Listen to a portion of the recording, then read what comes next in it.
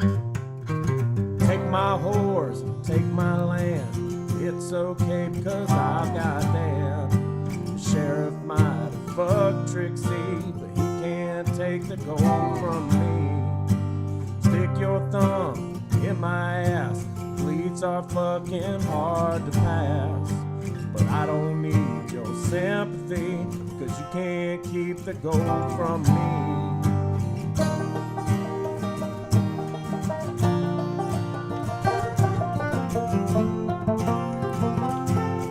Slit your throat, feed the hogs, buck-toothed beaver slapping logs. You can't keep the gold from me.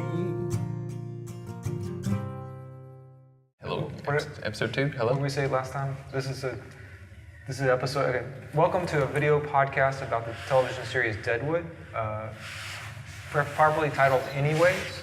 My name is Ben. My name is Jordan. Did I introduce myself last time? I think you introduced everybody. Yeah. Okay. Chad.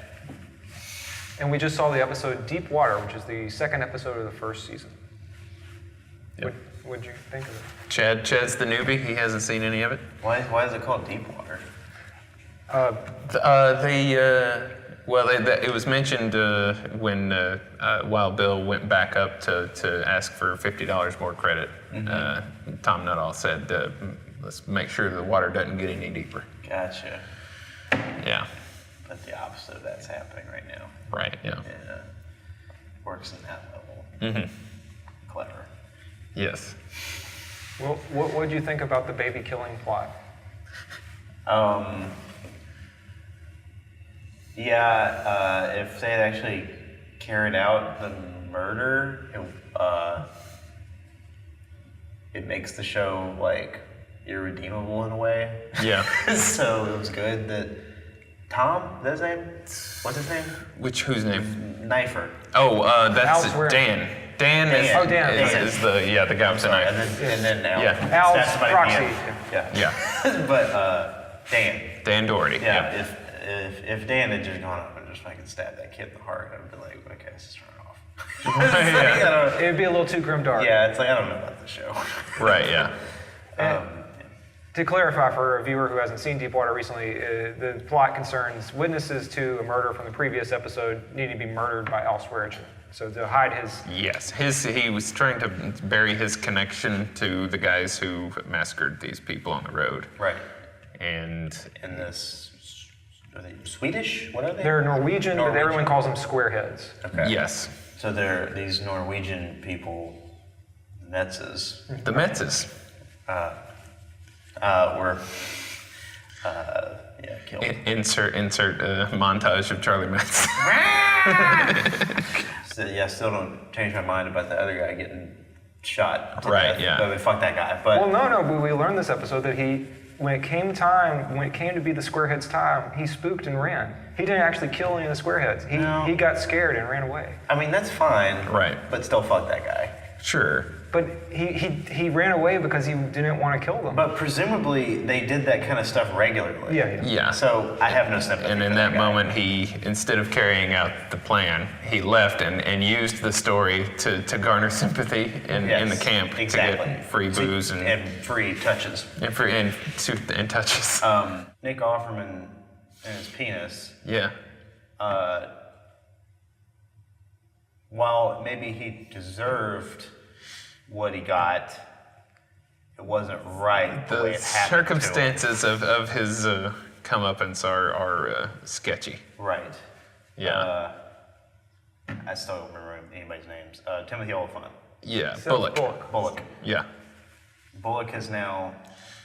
He's not squeaky clean. No, he's now sacrificed some of his moral stature. Yeah. He lost a little bit of honor on the. Yeah. Wait, where? What did he do? I forget. Oh, when He lied and said that he saw that guy draw. Oh, yeah, that's true. Yeah. And he's like, he backed. and he clearly was just walking and Wild got Bill. shot. Yeah. It's like, But arguably, he was clearly trying to kill Bill. that's true, but But it still was a cop shooting a dude who didn't have a gun in his arm. essentially, yes. Yeah. Yes. So, not squeaky clean. Yeah, it's fine if Han Solo does it, but in this, it's morally gray. Well, Greedo, nobody cares about Greedo. He's green. Yeah. Yeah, I don't know. It's cool and badass when But it's also like painfully apparent. I mean, like Greedo's holding a gun at him. right, but it's also presented in like a swashbuckling fantasy. Right, and, but also Greedo's a monster. But Greedo's like sitting like this Yeah. with the gun pointed at him. This guy. doesn't So have it's a like him gun getting out of drawn. a jam Yeah. instead of Yeah. preemptively shooting a Shooting guy somebody. who you suspect of meaning you harm. Yeah, and partially because you killed their brother, which Right. in Old West scenarios, That's it's gonna- constantly it's the- gonna happen a lot. You killed my brother. Especially if you kill people. So. Meet me outside. Yeah.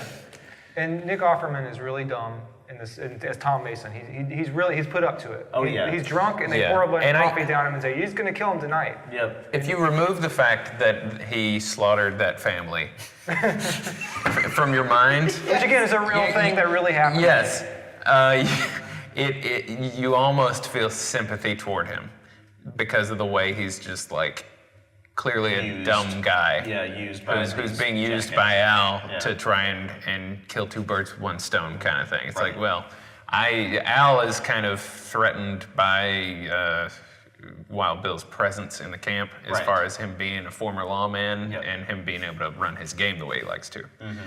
And so if we can get rid of that thorn in his side, but if it goes south, then that gets rid of this dude who screwed us up Right, here. and also Wild Bill, presumably by staying and playing at that same bar, is going to start drawing People away. away That's from true. his bar. That's true. So he's like, I need to get Wild Bill the fuck out of here. Because first and foremost, all he really gives a shit about is making money. Exactly. So, Right. yeah, if you fucking win his money, then Yeah. fuck you. This is also, I'm not thinking of the first episode, right? This is the episode where they try to buy the lot.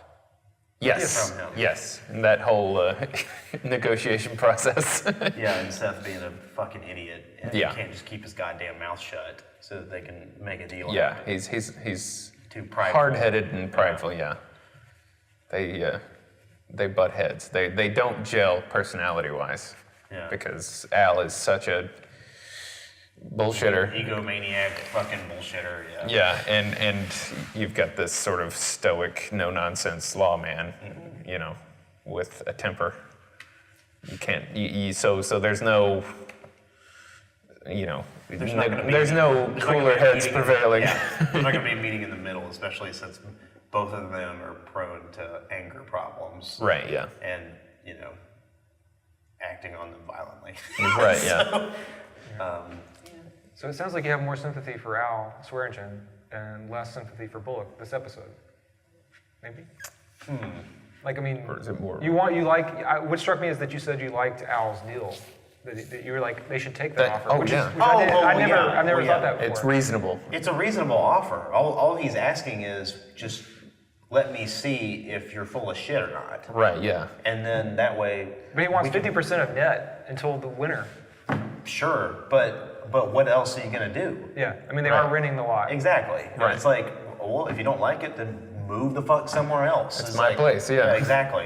You're renting from that guy. Mm-hmm. It's like, prove that you're not, you know, in league with Bill. Of course, Right. that's not a story, but it's like, you know, it's not an unreasonable Right. Yeah. Yeah. offer, To me, especially it because makes like sense. if they were renting it, they'd still basically be paying part of net anyway. Right, You yeah. know, so like that's what rent is. So like that. Again, not an Right. unreasonable offer. And the whole idea that, you know, Seth is kind of like, you know, I will not be partners with him. It's like you're Yeah. kind of already, if you're renting a lot from him, Exactly. you're already bed with in him, cahoots. motherfucker. It's like, you know, it's more But of I guess a, that's what pisses him off more is that he has to give this motherfucker money. yeah, that he there's hates. this wrinkling sort of things, there are things that he just cannot, you know, Which is crazy that he already hates him.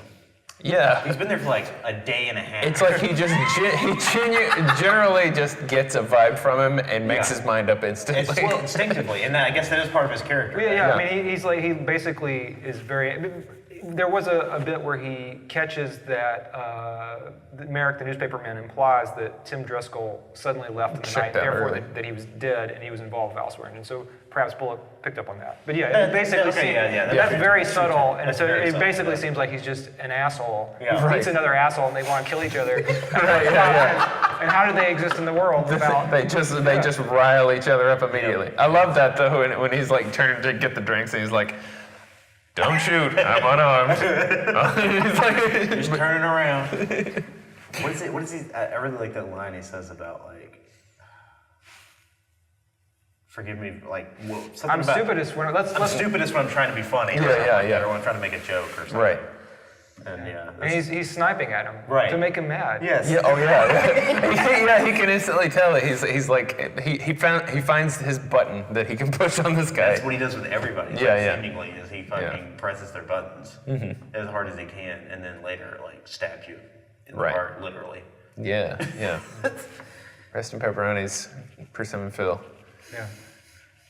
Before we go to Persimmon Phil and everybody, I just want to say that the Trixie's offer of a warm bath and blowjob is not 12 steps up those stairs while like soft piano music is playing. Yeah. Like try to calm the situation. It's like, and she has just a very bruised face. Yeah. And she's like covered in dirt. It's just like the least appealing come on ever. Right. Yeah. And it's just a very Trying to amazing. diffuse the situation. It's just an amazing tawdry thing, and you get these two guys, and they're roiding out and how masculine they are, and staring each other down and getting angry over nothing. Right. Because they both had bad days. Right. Yeah. And it's just like this, and I was talking off camera, like it celebrates their masculine energy, and it also is like, look at these assholes and look at these idiots. But it's just very, it's very enjoyable to watch that scene. It is. Yeah. It's a whole lot of fun to watch them rip into each other. Yeah. They're just bullheaded sons of bitches, and Yeah. that's always fun to watch. And then you have these dopes who come to town, have just murdered children and families, and like you said, you have I mean, sympathy. like, not just murder them, but hacked them up. And To make spread it them look like around. Indians.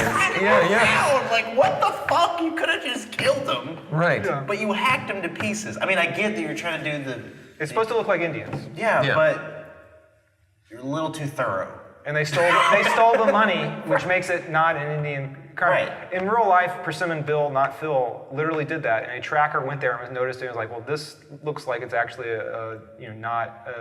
Basically, he's like, this is not a Native American killing, Yeah. and they stole the money. This is probably and Persimmon Bill was actually a real terror, and he killed lots of people, and he usually made it look like Indians. And sometimes there's some theory that he actually had some Indians with him, and that they. Oh, to kind of But inform the... their whole goal was robbery. Right.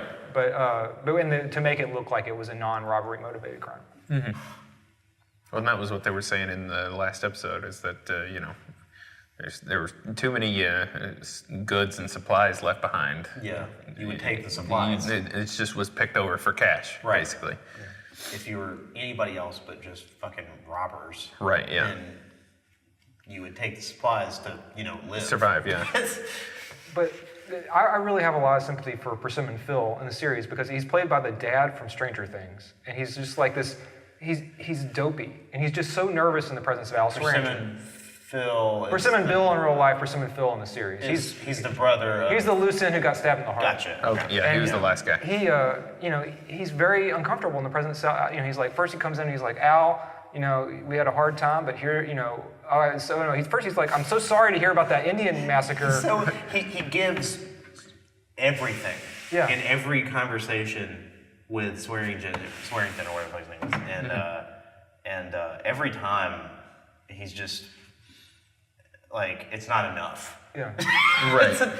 Everything that he has isn't enough up into including him killing him. Right, It's like, yeah.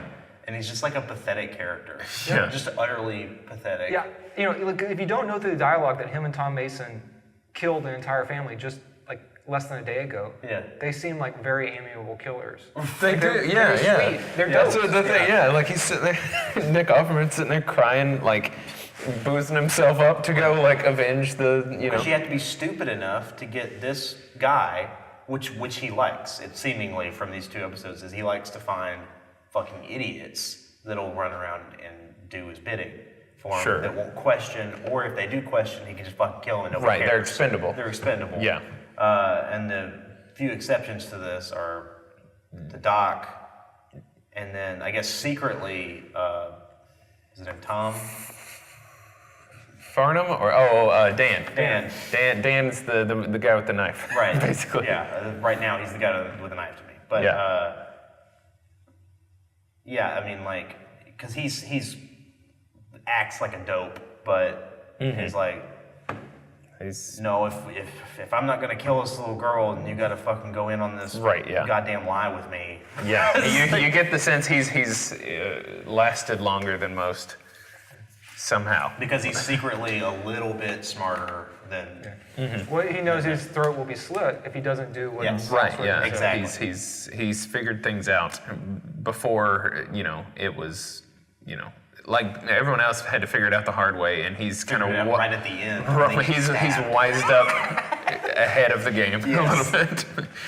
He's seen enough stabbings to know when it's going to happen. And committed enough of them to know how it's going to happen. But you really have a sense of just the sorrow it takes for him to have to, he cries. Oh yeah. When he's trying to, gonna kill a kid, I don't do this. Tim Driscoll, whatever. But Yeah, it's like, that fucker, yeah, whatever. yeah, I'm gonna miss you, Tim. But a kid, that's a different thing. But- He even tells Al it's gonna be hard on my conscience, Like, it's really high stakes for the second episode in a series. It's Right. like, Yeah. it feels really uncomfortable and just, it's very intense. Yeah. Both Jane and the Doctor shine in this episode a lot more too. Yes, they get a lot of chance. Well, because a lot of it's circling around you getting rid of the kid in some way. Yeah. So yeah, since they're kind of the protectors of it, it circles their orbit a little bit more in this episode. Yeah.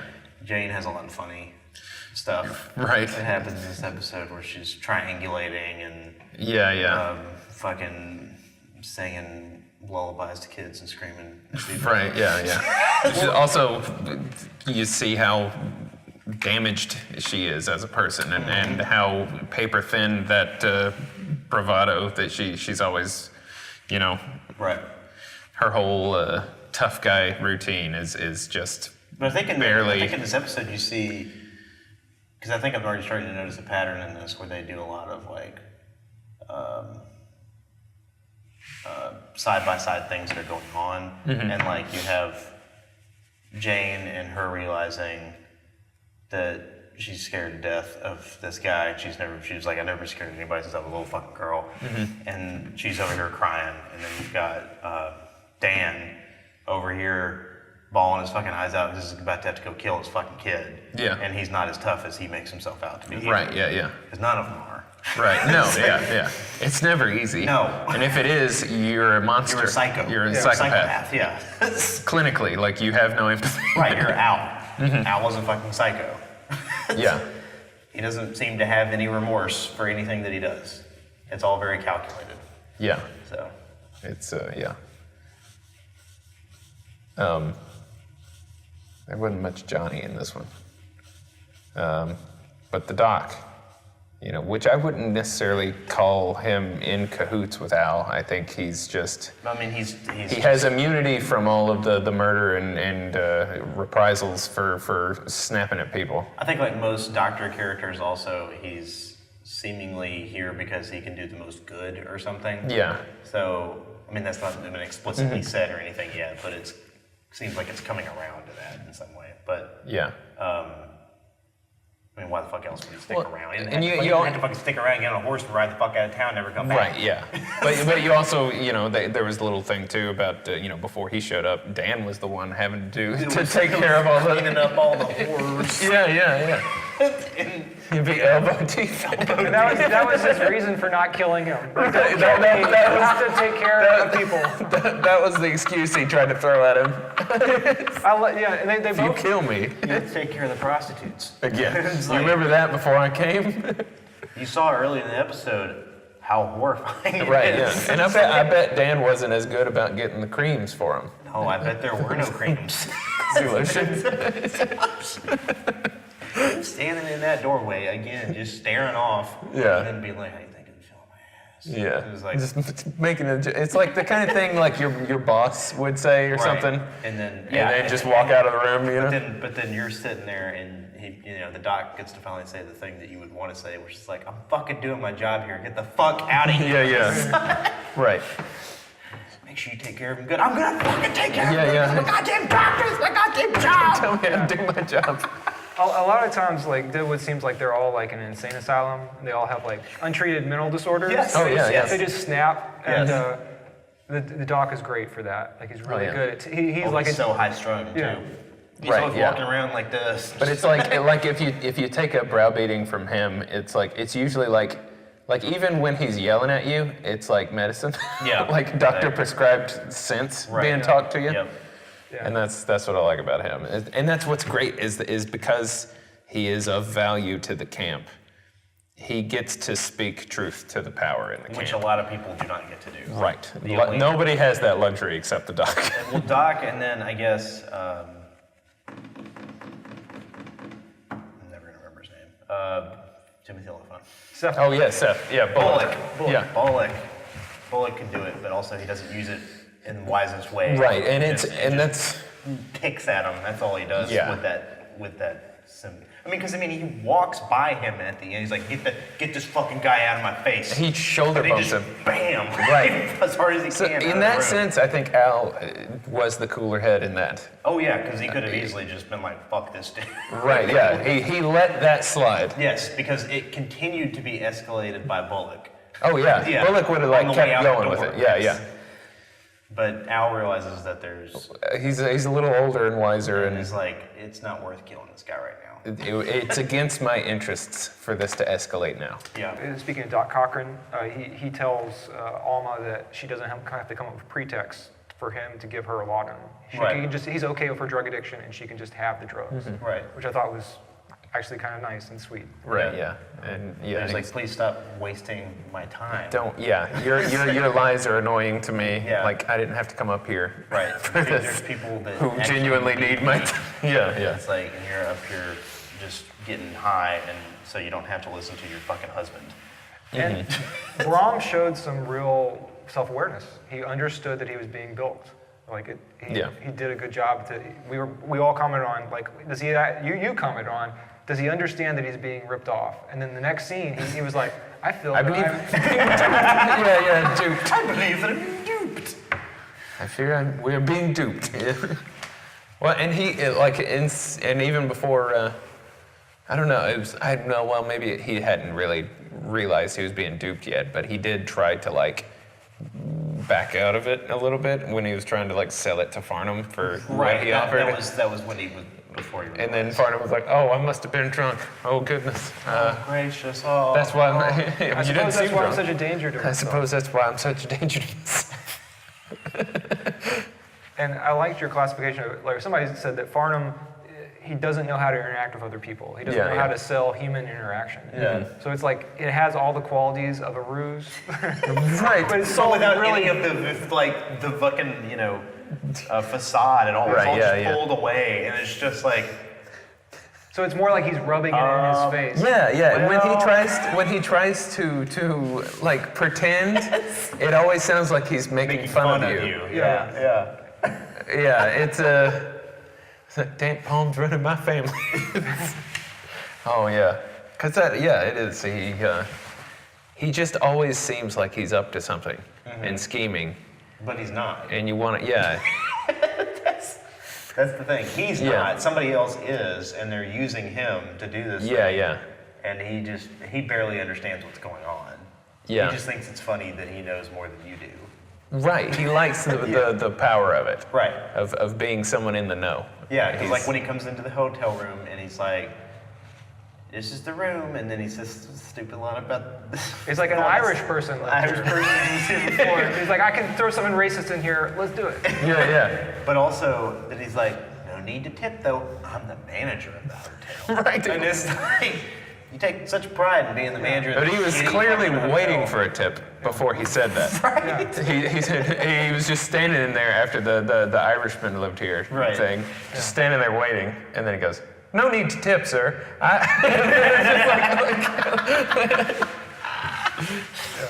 He's a lot of times during farm scenes you can hear a soft like donkey noise in the background. Like he's consciously modeled on like the bottom in the Midsummer's Night's Dream. Oh, really? Okay. I think Milch has bullshitted that at least once. But I'm sure. There is at least twice during the series where like there's a donkey noise. I'm gonna look for that. Because you can always hear the thoroughfare and there's some donkey noises. Because he's supposed to be like the fool. He is. And eventually he gets a fool to interact with, which is really sweet. Yeah. But Who I saw for the first time in this episode. oh, He walked through the background into the kitchen while Merrick was sitting down with Bullock and Star. I've never seen that. That's awesome. Yeah. Thankfully, I don't know half of those names, so I don't. Okay. Well, yeah. That's fine. I don't There's, know. yeah, just an extra who has a bigger role later in the show He because gets they like pulled him. up into a real role. Yeah. What else? What do you think of Wild Bill in this episode? Oh, what happens to Wild Bill? Let's see. He interacted. He went to breakfast and he tried to pour some coffee and he couldn't pour coffee. Oh, this is the main through line for this is he's tired of being like herded around like cattle. Yeah. By Charlie Utter. And then that from there makes Charlie feel like a failure because he can't get Bill to act right. You came here to prospect and all you've done is gamble since we got here. Right. At least make some goddamn money while you're here. All you're doing But is throwing it in suggest hole. buying a shovel and you get right. And we learned this through Charlie pissing on the side of a building and farting. Right, yeah. And Anyway. possibly shitting his pants. And that might be the first anyways. Oh yeah. Yeah, because Yeah. they said that after he farted and there was a long pause. Anyways, and then they left.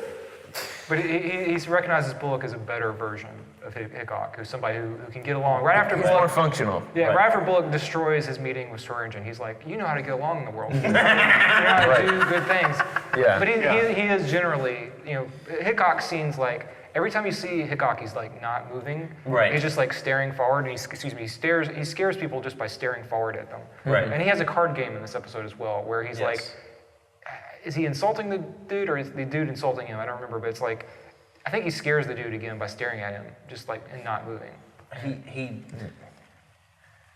The guy makes another jab at him, and then he's like, "What are you in this game for?" And he's like, "What? What are you in this game for? Because if it's in it to irritate the shit annoy out me, of me, then you fucking got the whole damn jackpot or whatever he said." Yeah. But it's like, yeah, I don't know. And then we had a call. I guess it's a callback to a line from the last episode. When Wild Bill comes sits back down, Jack says, restored to our bosom. Restored to our bosom. It's such a weird line delivery. Because America said, we will be restored to the bosom of the nation. And then he also does that weird thing with his lips. Oh, that weird fish kiss Which thing. I don't understand. yeah. I don't understand what Like- that was. Why that happened? Like, why was He's just fucking with them. There are a lot of It's weird like, it's like a little kid doing performance this choices. Yeah. when somebody walks away or Yeah. whatever. But he's still doing it when he returns to the table, and his partner is like, "You're not doing it." It's like, so the entire time Wild Bill was like organizing his to foil his assassination attempt, he was making fish faces. It's just there are very exuberant actor choices, which are great. They there always are pay so off. many of those throughout the series too, where you're like, what is he doing? Why is he doing that? How many takes did it take for him to get to that choice? But yeah. I do like that we had our first, flatulent joke. Yeah. It's like that's the first like obvious joke Yeah. that's been in the show. Where wasn't you just laughing at the misfortune of these poor Yes. people? Oh, I love that. Yeah. That's one of my favorite forms of humor. Yeah. And this show is almost a comedy to me. Oh yeah. It's a funny show. Except for that middle part. This episode. It was Oh, where Al is literally legitimately threatening when he goes in and checks on the girl and he called the doc up just to keep him busy long enough so he could go and investigate. Check on that, and then that's when Calamity Jane breaks down and starts crying. Some other shit happens in there too.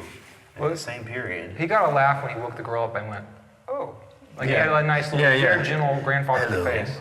Yeah. Right after like giving Calamity Jane, flashbacks to sexual assault in childhood. Right. Like it's like a very dark scene. Yeah. And what always struck me about the scene when I first watched it was like Calamity Jane's eyes look really black.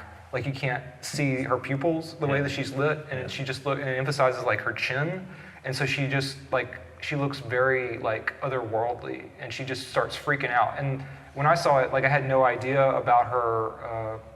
I thought from how tough she behaved in the previous episode that she was just as tough as all these men, and that she was just her facade. But you see how like as you said, her facade crumbles, and he says you can push her over a feather, and it's just like it's very crazy because like in just the fame of Calamity Jane, I just assumed that she was just going to be portrayed as a gunfighter like everybody else who kills people, and it's like she just immediately like she just only has that bravado, and she doesn't have like it's very affecting to have her breakdown. Stage persona that she has almost, but also like a defense. People give her a wide berth. The interaction with the doctor and Al too in the street is like super uncomfortable. Yeah.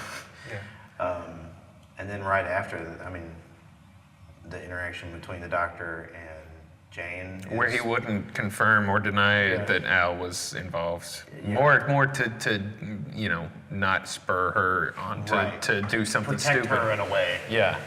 And then also be like, you're real good at helping people and stuff. Like, don't fuck with me, basically. Don't make fun of me. Yeah, don't be mean. And then it's like, I'm not. You're good at it. You got a gift. Yeah. And it's like, and she just those sincere moments with the doctor are so good. And she doesn't get that he's being sincere. She thinks that everybody's always making fun of her. She's trained to assume that she's always the butt of the joke. Right. If she doesn't understand something completely, it makes her uncomfortable. And her shoulders sink, and her face looks down. And she just shuffles, like she's like in trouble, out of the Yeah. Right. Another really great thing in this episode, the thing where I fell in love with the show was just the very early scene where the doc wakes up. He looks like he's been drinking at the foot of the bed. Yeah. And then he gets up, he goes outside, and Jane is asleep, drunk probably, in front of his house. Yeah. And he's like, everybody's drunk. Yeah. And it's just like, and she's like, he says, don't tell Bullock that the child might live. And then he has this wonderful, and it's the first of these shots where it zooms in on their face. When people get passionate in this show, they have these super tight close-ups, and they often are saying things that it makes them so angry they're going to kill somebody, or just very passionate about it. And he says, oh man, I see as much misery out of those that seek to justify themselves as those that aim to do harm. Which I guess is going to be the theme of this season, at least, if not the show. Yeah. It's saying there's certainly gray areas. His philosophy, or even good intentions in badly here. Right. Yeah.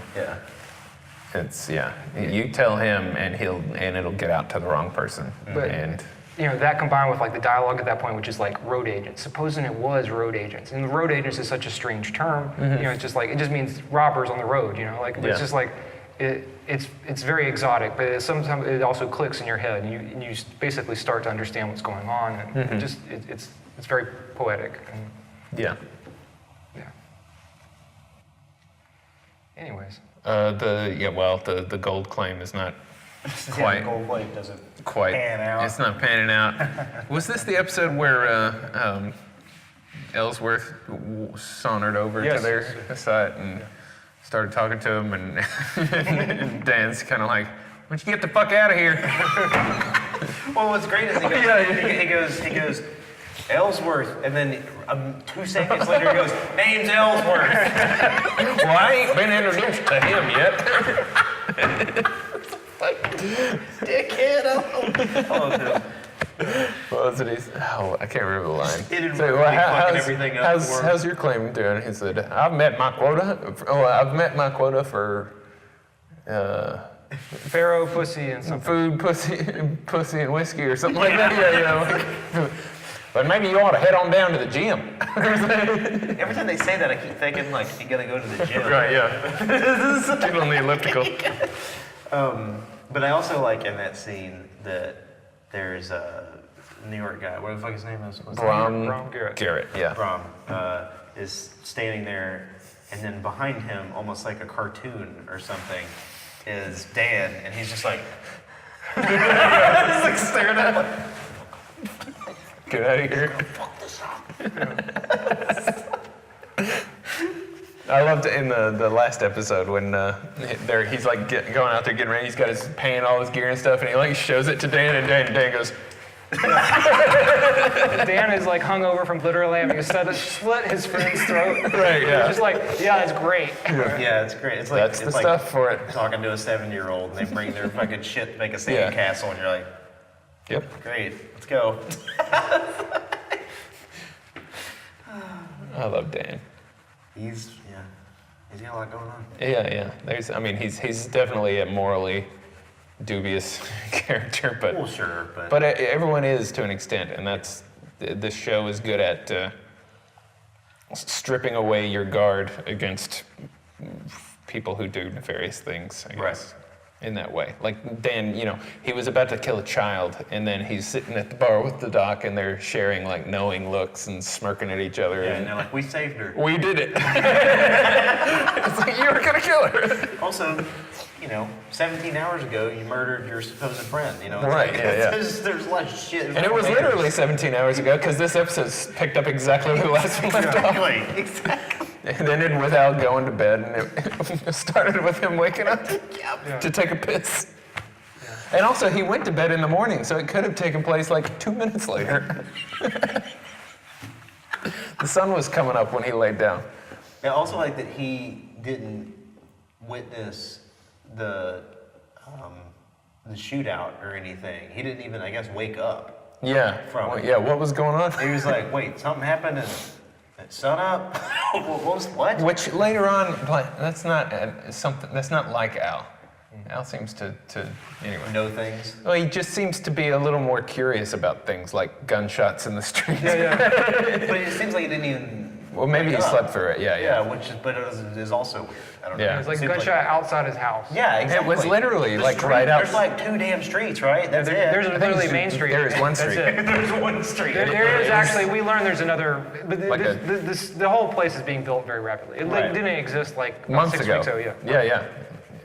Yeah. They're all there to make it rich. So 6 months ago, Nobody was Deadwood there. didn't exist. Yeah, exactly. Okay. There was an Indian reservation where, anyway, The Custer thing, yeah. yeah, the Custer yeah, thing. yeah. They, I didn't know it was that recent. Oh yeah. So anyone like there are people there who seem like they've been there forever. But it's been like Every building there is new. everything's coming soon. Just like Yeah, that yeah. sign when they wrote it. Exactly, yeah. And you don't even know what it is. And everything, It yeah. just says coming soon. I imagine everything smells like fresh cut timber. Yep. Like and there's still sawdust on the floor probably in a lot of these. Well, Well, that would have been anyway. I don't want to go into like the real life Al Swearingen. Like the only like the main article we have about him is like not a very nice thing. Yeah. It's like basically him, Dan Doherty, and Johnny Burns were all accused of basically getting people in the East and saying, look, hey, you could come be a waitress at our bar, and then basically roping them into sex work in the middle of nowhere. Yeah. And basically women were fleeing the gym and ending up in other places, and people were like, you can come stay in our house instead of going back to that notorious Al Swearingen. But then, of course, Al Swearingen was a prominent fixture in the community for a very long time, and so there's questions of how how accurate that article is. I mean, Sure. if the women wanted to leave there, perhaps they would say, oh yeah, I was led into that immoral life, but. Obviously, Al Swearingen, there's pretty much not a really good way that Al Swearingen, the real Al Swearingen, was as nice as this Al Swearingen, in that he has any nice qualities. At all. Right, yeah. Exactly. Like, If there's anything charming or redeemable about him. Sure, yeah. He's probably just a pockmarked, shitty-looking yeah. sack of garbage Right, yeah. that more often than not stabbed people and didn't have charming conversations. we have a picture. We have a picture of the gym, and there's a stagecoach, and some people say that Al Swearingen is this guy in the stagecoach. Yeah, that's the only photo I can find too. Yeah. Is that we think he's one of those guys. It's like a group photo. Yeah, and it's just a blur. Yeah, you can't really. It is weird that piece of shit ends up being the star of a show 150 years later. Right? Yeah, Yeah. 1876. I mean, how would How would he feel about that? Oh, I don't know. I think if he could feel make like- money, he'd be into Oh, it. I'm sure. The gym was like an entertainment place too Yeah. for a It while. had a theater, There was yeah. a theater. At this time, it really did have a component. theater. Yeah. So I mean, he'd have probably loved that. Yeah, I would say that the show is arguing, I think, on the whole, that basically you have these printed record, and around that printed record you have other stuff that happens, and so you have like notorious killers and also good people, and then we get to see the printed record for this version of reality is also the same. It's the same newspaper articles about it that Mayor could write, but we get to see things that fill in those newspaper articles and stuff that gives more flavor to those people, good and bad. I also want to say, the first choice for Al Swearingen was Ed O'Neill, Al Bundy. And then HBO rejected that because Thank they you. said Thank God. he was too associated with Married with Children. Have you seen him in like Spartan by David Mann? He's terrifying. He's a scary, he can be great. I mean, that's fine, but I can't unsee it's this. but like, yeah, I mean, like, there's already this great version of it, and like, I don't know, I just don't really. Well, no. Ian McShane is third choice. The second choice was Powers Booth. And Powers Booth got sick. Oh my God. So then they chose Powers Booth. You will haven't meet met him in yet. the next episode. Yeah. But he's the voice of Gorilla Grodd on something. Yeah. Have On you seen DC. Tombstone? No. Okay. It's Curly- He was Curly Bill something. I almost said Curly Bill Dotrieve. He's most famous for playing Jim Jones in a Jonestown movie from the 80s. The He's guy got a who killed great people. voice. Yeah, amazing voice. You'll know his voice.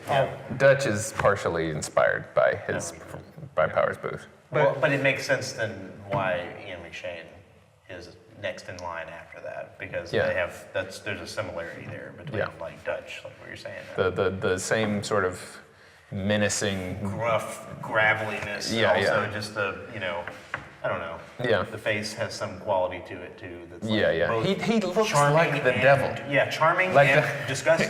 It's great. He like in the first episode. I guess most pilots are shot way before the second episode, but his hair is just like greasier and more slick, and like he looks like someone who would like work in a bar Yeah. and like polish glasses and say hello to people. Yeah. Have little bands around their sleeves or whatever. But yeah, Take him upstairs and stabs him. right, and so he looks like this like guy that you don't even like such a background type stereotype Yeah. in a western. Yeah. But then also, if you light his face just right, he looks like Satan. Yeah, he looks with the mustache and the little. Yep. Yeah. And that's just the right amount His of eyebrows. folds and stuff in Yeah. the face, and then you put that fucking hard light on it, and he looks like fucking. Yeah, it's great. Great casting. Are we done? Episode 3. See us next time on Anyways. Anyways. Buck-toothed beaver slapping logs. You can't keep the gold from me.